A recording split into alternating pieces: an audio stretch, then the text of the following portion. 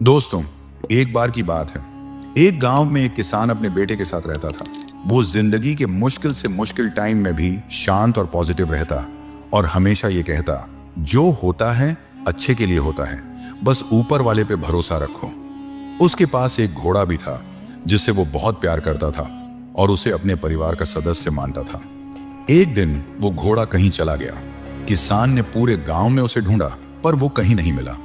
सभी गांव वाले इकट्ठा होकर किसान के पास गए और दुख जताते हुए बोले, आपका घोड़ा खो गया, ये बहुत बुरा हुआ, आप बहुत बदकिस्मत हैं। इस पर किसान ने मुस्कुराते हुए कहा, भले ही मेरा घोड़ा खो गया है, पर जो होता है अच्छे के लिए होता है। मुझे ईश्वर पर विश्वास है। गांव वालों को किसान की ये बात समझ नहीं आई और वो अपने अपने घर चले गए। कुछ महीनों बाद वो घोड़ा वापस आ गया और इस बार वो अपने साथ कई और जंगली घोड़े भी ले आया। सभी गांव वाले फिर इकट्ठा हुए और उत्साह से बोले, आपका घोड़ा खो जाना अच्छा था, अब आपके पास इतने सारे घोड़े हैं, आप कितने खुशकिस्मत हैं। इस पर किसान ने फिर से शांत स्वर में कहा, भले ही अब मेरे पास बहुत सारे घोड़े हैं, लेकिन मुझे कोई विशेष खुशी नहीं है। जो होता है अच्छे के लिए होता है। मुझे ईश्वर पर विश्वास है।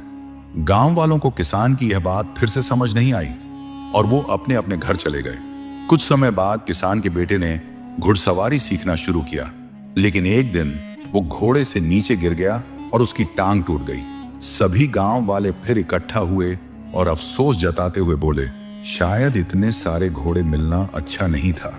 अगर ये घोड़े नहीं होते तो आपके बेटे की टांग न टूटती। आप बहुत बदकिस्मत हैं। किसान ने फिर वही बात कही, भले ही मेरे बेटे की टांग टूट गई है, पर जो होता है अच्छे के लिए होता है।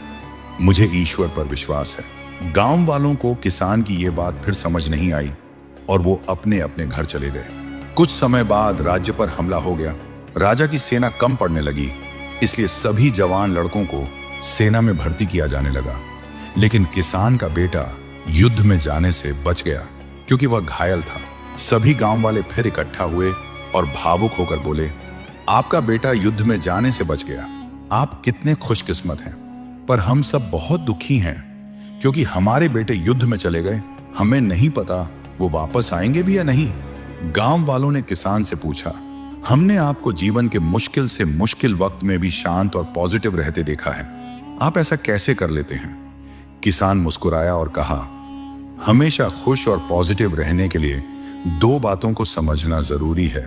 पहली बात, लोगों की बातों को ज्यादा ध्यान मत दो, क्योंकि उनकी बातों को ध्यान देने का मतलब है अपनी खुशियों की रिमोट कंट्रोल दूसरों के हाथों में देना। अगर लोग आपकी तारीफ करेंगे तो आप खुश हो जाएंगे और अगर बुराई करेंगे तो आपको गुस्सा आएगा। अगर आप लोगों की बातों पर ध्यान दोगे तो आपका दिमाग अशांत हो जाएगा और आप अपने जीवन के जरूरी कामों पर ध्यान नहीं दे पाओगे। दूसरी बात, कभी भी किसी बात को तुरंत अच्छा या बुरा मत कहो। जिस तरह किसी किताब के सिर्फ एक लाइन को पढ़कर यह नहीं बताया जा सकता कि पूरी किताब अच्छी है या बुरी, उसी तरह लाइफ के किसी एक इंसिडेंट को देखकर यह नहीं कहा जा सकता कि वो पूरी जिंदगी के लिए अच्छी थी या बुरी।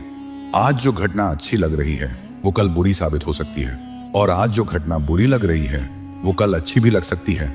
जैसा कि हमने इस कहानी में देखा, आपके साथ क्या होगा वो आपके हाथ में नहीं है, लेकिन आपके कर्म आपके हाथ में हैं। इसलिए अपने कर्म और सोच को अच्छा बनाओ और बाकी चीजें ऊपर वाले के हवाले कर दो, क्योंकि जो भी होता है वो अच्छे के लिए ही होता है। बस ईश्वर पर भरोसा रखो।